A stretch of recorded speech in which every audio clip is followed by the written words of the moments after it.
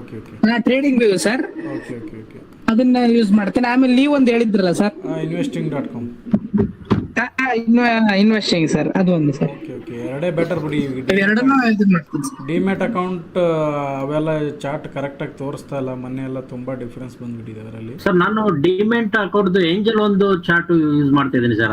ಪರವಾಗಿಲ್ಲ, better. Direct trading, investing, long time investment, ಈ ತರ ಸ್ವಿಂಗ್ ಟ್ರೇಡ್ ಅಂದ್ರೆ investing.com ಯೂಸ್ ಮಾಡ್ಬೋದು. ಬಟ್ ಅದರಲ್ಲಿ ಕೆಲವೊಂದೆಲ್ಲ ಪೇಡ್ ಮಾಡಬೇಕು ಅಂತ ಬರುತ್ತೆ. ಅದು ಟ್ರೇಡಿಂಗ್ ವ್ಯೂ ಅಲ್ಲಿ ಬರೋದು, ಆ ತರ investing.com ಅಲ್ಲಿ ಬರಲ್ಲ. ಇಲ್ಲಿ ತೋರಿಸ್ತಾ ಇದೀನಿ ನೋಡಿ, ಸ್ಕ್ರೀನ್ ಮೇಲೆ ಕಾಣ್ತಾ ಇದೆಯಾ?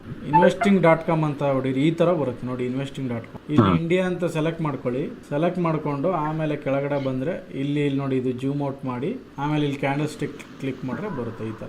ಇದು ನಿಮಗೆ ಇರೋದ್ರಲ್ಲಿ ತುಂಬಾ ಬೆಟರ್ ಅಂದ್ರೆ investing.com.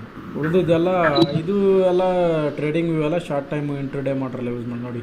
ಇದು ಈ ತರ ಇದರಲ್ಲೆಲ್ಲ ಸೇವ್ ಎಲ್ಲ ಮಾಡಿ ನಿಮಗೆಲ್ಲ ತೋರಿಸಿದ್ದೀನಲ್ಲ ಕೋರ್ಸಲ್ಲಿ. ಕಂಪ್ಲೀಟ್ ಆಗಿ ಇದು ವೆಬ್ಸೈಟ್ ಬಗ್ಗೆ ತೋರಿಸಿದ್ದೀನಿ ನಿಮ್ಗೆ ತೋರಿಸಿದ್ನಲ್ಲ ಯಾವ ಥರ ಇರುತ್ತಂತ. ಇದನ್ನ ಯೂಸ್ ಮಾಡಿ, ಈ ಥರ ಬರುತ್ತೆ. ಮುಂಚೆ ತೋರಿಸ್ನಲ್ಲ, ಜೂಮ್ ಮಾಡಬೇಕಿದು ನೋಡಿ, ಈ ಥರ ಬರುತ್ತೆ ವೆಬ್ಸೈಟ್. ಈ ಥರ ಬರುತ್ತೆ.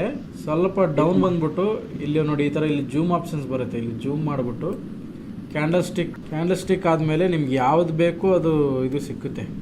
ಇದು ಇಂಡಿಕೇಟರ್ಸ್ ಎಲ್ಲ ಇಲ್ಲಿ ಹೋಗ್ಬಿಟ್ರೆ ಇಂಡಿಕೇಟರ್ ಸಿಗುತ್ತೆ ಇದ್ರೊಳಗಡೆ. ಇಲ್ಲೋದ್ರೆ ನೋಡಿ, ಇಲ್ಲೆಲ್ಲ ಇಂಡಿಕೇಟರ್ ಸಿಗುತ್ತೆ. ಯಾವ್ದು ಬೇಕಾದ್ರೂ ನಿಮ್ಗೆ ಸಿಗುತ್ತೆ. ಎಕ್ಸಾಂಪಲ್ MACD ಬೇಕಾ, MACD ಸಿಗುತ್ತೆ ನೋಡಿ. MACD ಅಂತ ಹಾಕಿದ್ರೆ ಇದರಲ್ಲಿ ಸ್ವಲ್ಪ ಡೇಟಾ ನಿಮ್ಗೆ ಹಿಸ್ಟರಿಕಲ್ ಸಿಕ್ಕಾಪಟ್ಟೆ ಜಾಸ್ತಿ ಸಿಗುತ್ತೆ ಬೇರೆದಕ್ಕಿಂತ. ನಿಮ್ಮ ಟ್ರೇಡಿಂಗ್ ವ್ಯೂವಲ್ಲೆಲ್ಲ ಪೇಡ್ ಮಾಡಿ ಅಂತ ಕೇಳುತ್ತೆ. ಇದರಲ್ಲಿ ಹೋದರೆ ನೀವು ಯಾವುದೂ ಪೇಡ್ ಇಲ್ಲ, ಎಲ್ಲ ಫ್ರೀ ಇದೆ. ಇವೆಲ್ಲ ಫ್ರೀ ಇದೆ ಇದರಲ್ಲಿ ನೋಡಿ. ಇದು ಮಂತ್ಲಿ ಚಾರ್ಟ್ ನಿಫ್ಟಿದು. ಇದು ಯಾವ ಟ್ರೆಂಡಲ್ಲಿ ಇದೆ ಹೇಳಿ, ಯಾರು ಹೇಳ್ತೀರಾ? Nifty up trend. ಯಾವ ಅಪ್ ಟ್ರೆಂಡ್ ನಾವು ಕೋರ್ಸಲ್ಲಿ ಡಿಸ್ಕಸ್ ಮಾಡಿದೀವಿ. ಯಾವುದೋ ಒಂದು ಥೇರಿ, ಯಾವ ಥೇರಿಲಿ ಹೋಗ್ತಾ ಇದೆ ಇದು? ಹಾಂ, ಎಕ್ಸಾಕ್ಟ್, ಕರೆಕ್ಟು ಹೇಳ್ತಾ ಇದ್ದಾರೆ. ಅಂದರೆ ಯಾರು ಹೇಳ್ತಾರೆ ಅವ್ರು ಪ್ರಾಕ್ಟೀಸ್ ಚೆನ್ನಾಗಿ ಮಾಡ್ತಾ ಇದ್ದಾರೆ ಅಂತ ಅರ್ಥ. ಡವ್ ಥೇರಿಲಿ ಹೇಳಿದೀವಿ ನಾವು, ಹೌದಲ್ವಾ? ನೋಡಿ, ಇದು ಡವ್ ಥೇರಿಲಿ ಹೋಗ್ತಾ ಇದೆಯಾ? ಹಾಂ, ಡವ್ ಥೇರಿಲಿ ಹೋಗ್ತಾ ಇದೆಯಾ? ಆ ಥರ. ಓಕೆನಾ? ನೋಡಿ, ಇಲ್ಲೆಲ್ಲ ಒಂದು ಡಿಪ್, ಇದು ಕರೋನಾ ಡಿಪ್ ಇದೆ. ಇದು ಕರೋನಾ ಇಲ್ಲ ಅಂದರೆ ಸ್ಟೇಟ್ ಒಂದೇ ರೇಂಜಲ್ಲಿ ಹೋಗ್ತಾ ಇದೆ. ಅದು ಇದರಲ್ಲೇ ಸೇವ್ ಕೂಡ ಮಾಡ್ಬೋದು. ಇಲ್ಲಿ ಹೋಗಿ ನೀವು ಈ ಚಾರ್ಟ್ನ ಏನೇನೆಲ್ಲ ಅಪ್ಲಿಕೇಬಲ್ ಇದ್ರಲ್ಲಿ ಮಾಡ್ತೀರಲ್ಲ, ನಾನು ಇಲ್ಲ ಹಾಕಿದ್ದಲ್ಲ. ಓಕೆ, ಇದೇನು MACD ಹಾಕಿದ್ದೀರಾ, ವ್ಯಾಲ್ಯೂಮ್ ಇದೆ, ಎಲ್ಲ ಹೋಗ್ಬಿಟ್ಟು ಇಲ್ಲಿ ಸೇವ್ ಕೊಟ್ಟರೆ ಸೇವ್ ಆಗುತ್ತೆ. ಇಲ್ಲಿ ಕ್ಲಿಕ್ ಮಾಡಿದ್ರೆ ನೋಡಿ ಬರುತ್ತೆ. ನಿಫ್ಟಿನ ಏನೋ ಹೆಸರು ಹಾಕ್ಬಿಟ್ಟು ಸೇವ್ ಅಂತ ಕೊಟ್ಟರೆ ಸೇವ್ ಬರುತ್ತೆ. ಆಮೇಲೆ ಇದರಲ್ಲೇ ಸೇವ್ ಆ್ಯಸ್ ಯಾವುದನ್ನು ಏನು ಅಪ್ಲಿಕೇಬಲ್ ಮಾಡಿರ್ತೀರ ಚಾರ್ಟ್ಗಳೆಲ್ಲ. ಎಕ್ಸಾಂಪಲ್ ನಾನು ತೋರಿಸ್ತೀನಿ ನಿಮಗೆ. ನಿಫ್ಟಿ ಅಂತ ಇದೆಯಲ್ಲ, ಇವಾಗ ಇಲ್ಲಿ ಏನು ಮಾಡಿದ್ದೀರಾ, ಕೆಲವೊಂದು ಇಂಡಿಕೇಟರ್ ಹಾಕಿರ್ತೀರ ನೀವು. MACD ಹಾಕಿರ್ತೀರ ಅಂದ್ಕೊಳ್ಳೋಣ. MACD ಹಾಕಿದ್ದೀರ ಅಂದ್ಕೊಳ್ಳೋಣ. MACD ಹಾಕಿದ್ದೀರಾ, ಆಮೇಲೆ RSI ಹಾಕಿದ್ದೀರಾ ಅಂದ್ಕೊಳ್ಳೋಣ. RSI ಹಾಕಿದ್ದೀರಿ, ಏನೇನು ಅಪ್ಲಿಕೇಬಲ್ ಮಾಡ್ತೀರಾ ಎಲ್ಲ ಸೇವ್ ಆಗಿ ಒಂದ್ಸಲ ಟೆಂಪ್ಲೇಟ್ ಥರ ಆಗುತ್ತೆ. ಇದು ನೋಡಿ, RSI ಹಾಕಿದ್ದೀರಾ. ನಾವೀಗ ಸೇವ್ ಮಾಡೋಣ. ಇಲ್ಲಿ ಹೋಗ್ಬಿಟ್ಟು ಇಲ್ಲಿ ಆಲ್ರೆಡಿ ಹೆಸರು ಇರೋದ್ರಿಂದ ಸೇವ್ ಆಗುತ್ತೆ. ನಾವು ಬೇರೆ ನೋಡಿ, ಸೇವ್ ಆ್ಯಸ್ ಅಂದರೆ ಬೇರೆ ಹೆಸರಲ್ಲಿ ಸೇವ್ ಆಗುತ್ತೆ. ಇದೇ ಸೇಮ್ ಏನೇನು ಅಪ್ಲಿಕೇಬಲ್ ಮಾಡಿದ್ದೀವಿ, ನಿಫ್ಟಿ 2 ಅಂತ ಹಾಕೋಣ. ನಿಫ್ಟಿ 2 ಅಂತ ಹಾಕಿದ್ವಿ ಎಕ್ಸಾಂಪಲು. ಇದು ಸೇವ್ ಆಯಿತು. ನೀವೇನು ಮಾಡಬೇಕು, ಇದು ಎಲ್ಲ ನಿಮ್ಗೆ ಏನೇನು ಸೇವ್ ಮಾಡ್ತೀರಿ ಎಲ್ಲದರಲ್ಲಿ ಇವೆಲ್ಲ ಏನೇನು ಇಂಡಿಕೇಟರ್ ಹಾಕಿದರೆ ಅಪ್ಲಿಕೇಬಲ್ ಆಗಬೇಕು ಅಂದ್ಕೊಳ್ಳಿ. ಇಲ್ಲಿ ಸರ್ಚ್ ಮಾಡಿ. ನಾವೇನು ಮಾಡ್ತೀವಿ, ಟಾಟಾ ಪವರ್. ಓಕೆನಾ? ಟಾಟಾ ಪವರ್ ಅಂತ ಸರ್ಚ್ ಮಾಡಿ. ಇಲ್ಲೇನು ಹಾಕಿದಿರಲ್ಲ ಅದೆಲ್ಲ ಆಟೋಮೆಟಿಕ್ ಬೈ ಡಿಫಾಲ್ಟಾಗಿ ಆ ಸ್ಟಾಕ್ ಮೇಲೆ ಬಂದುಬಿಡುತ್ತೆ. ನೋಡಿ, ಇಲ್ಲಿ RSI ಎಲ್ಲ ಬಂತು. ಈಗ ನಾವು ಟಾಟಾ ಪವರ್ ಸೇವ್ ಮಾಡಬೇಕು. ಇಲ್ಲಿ ಹೋಗ್ಬಿಟ್ಟು ಕಾರ್ನರ್ಗೆ ಹೋಗ್ಬಿಟ್ಟು ನೋಡಿ, ಸೇವ್ ಆ್ಯಸ್ ಅಂತ ಕೊಡಬೇಕು. ಯಾಕಂದ್ರೆ ನಿಫ್ಟಿ 2 ಅಂತ ಆಲ್ರೆಡಿ ಮಾಡಿದ್ದೀವಲ್ಲ, ಸೇವ್ ಆ್ಯಸ್ ಅಂತ ಕೊಟ್ಟು ಹೆಸರು ಚೇಂಜ್ ಮಾಡಬೇಕು. ಟಾಟಾ ಪವರ್ ನೋಡಿ, ಟಾಟಾ ಪವರ್ ಅಂತ ಕೊಟ್ಟವಾ, ಸೇವ್ ಅಂತ ಕೊಟ್ಟಾಗ ಇಲ್ಲಿ ನಿಫ್ಟಿ 2 ಅಂತಿದೆಯಲ್ಲ, ಸೇವ್ ಅಂತ ಕೊಟ್ಟಾಗ ಇವು ಟಾಟಾ ಪವರ್ ಚೇಂಜ್ ಆಗುತ್ತೆ. ಅದು ಇರುತ್ತೆ, ಇದು ಇರುತ್ತೆ. ಬಟ್ ನೀವು ಡೈರೆಕ್ಟ್ ಸೇವ್ ಮಾಡಿದ್ರೆ ಅದು ಹೋಗ್ಬಿಟ್ಟು ಇದು ಬಂದುಬಿಡುತ್ತೆ. ಅದಕ್ಕೋಸ್ಕರ ಸೇವ್ ಆ್ಯಸ್ ಕೊಡಬೇಕು. ಈಗ ಇದು ಏನೆಲ್ಲ ಇಲ್ಲಿ ಅಪ್ಲಿಕೇಬಲ್ ಆಗಿದೆ ಎಲ್ಲ ನಿಮಗೆ ಇದರಲ್ಲಿ ಬರುತ್ತೆ. ಸೇವ್ ಆಗಿ ನೋಡಿ, ಇಲ್ಲೆಲ್ಲ ನಾವೆಲ್ಲ ಸೇವ್ ಮಾಡಿದೆಲ್ಲ ಸುಮಾರು ಸ್ಟಾಕು ಸೇವ್ ಆಗುತ್ತೆ. ಇಲ್ಲಿ ಈ ಥರ ಸೇವ್ ಆಗುತ್ತೆ.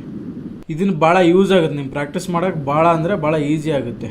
ಯಾರೆಲ್ಲ ಲ್ಯಾಪ್ಟಾಪಲ್ಲಿ ಪ್ರಾಕ್ಟೀಸ್ ಮಾಡ್ತಾರೆ, ಎಷ್ಟು ಜನ ಲ್ಯಾಪ್ಟಾಪಲ್ಲಿ ಪ್ರಾಕ್ಟೀಸ್ ಮಾಡ್ತಾ ಇದ್ದೀರಾ? ಎಲ್ಲರ ಹತ್ರ ಲ್ಯಾಪ್ಟಾಪ್ ಇದೆಯಲ್ಲ?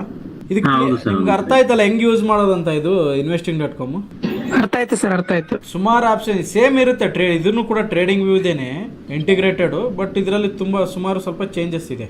ಅಂದರೆ ಮೋಸ್ಟ್ ನೀವೇನು ಗೊತ್ತಾ, ಸೇವ್ ಮಾಡ್ಬೋದು. ಇರೋ ನೋಡಿ, ಇಷ್ಟೊಂದೆಲ್ಲ ನಾನು ಸೇವ್ ಮಾಡಿದ್ದೀನಿ. 100, 200, 300 ಸ್ಟಾಕ್ ಸೇವ್ ಮಾಡ್ಬೋದು. ಎಲ್ಲ ನೀವು ಆ ಸ್ಟಾಕಲ್ಲಿ ಏನೇನು ಲೈನ್ ಎಳೆದಿದ್ದೀರಾ, ಇಂಡಿಕೇಟರ್ ಹಾಕಿದ್ದೀರಾ, ಪ್ರತಿಯೊಂದು ಸೇವ್ ಮಾಡಿ ಇಟ್ಕೋಬೋದು. ನೀವು ಮತ್ತೆ ಅಪ್ಲೈ ಮಾಡೋ ಅವಶ್ಯಕತೆ ಇರಲ್ಲ. ಎಕ್ಸಾಂಪಲ್ ಇದು ನಿಫ್ಟಿ ಇದೆ. ನಿಫ್ಟಿಲಿ ನಾನೊಂದು ಇದು ಹಾಕಿದ್ದೆ, ಲೆವೆಲ್ಸ್ ಹಾಕ್ಕೊಂಡಿದ್ದೆ. ಆ ಲೆವೆಲ್ಸ್ ನೋಡಿ, ಈ ಲೆವೆಲ್ಸ್ ಹಾಕ್ಕೊಂಡಿದ್ದೆ. ಇದು ಹಾಕಿ ತುಂಬ ದಿವಸ ಆಯ್ತಿದ್ದು ನಾನು ಲೆವೆಲ್ಸ್ ಹಾಕಿ. ನೋಡಿ, ಎಕ್ಸಾಕ್ಟ್ ನೋಡಿ, ಇಲ್ಲೇ ಬಂದು ಸಪೋರ್ಟ್ ತೊಗೊಂಡು ಹೋಗಿದ್ದೆ ನಿಫ್ಟಿ.